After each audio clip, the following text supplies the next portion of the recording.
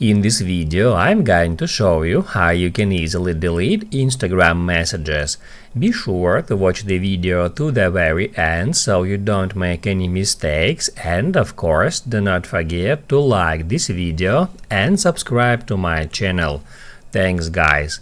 So let's get started, and first off, open up Instagram app. Then go to your DMs, and then if you want to delete some particular message in a single conversation, you can just get into that conversation. Let's say I want to remove that message.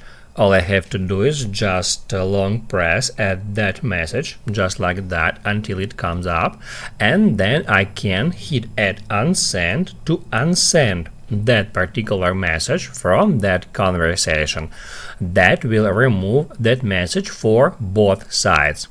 If you want to remove the entire conversation, you can just go back to your conversations list, and then if you want to remove a conversation, all you have to do is just swipe to the left on that conversation.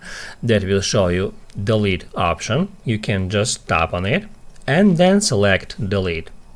That will delete that conversation from your conversations list. However, the other person or people in that conversation will still be able to see that messages unless they delete it manually.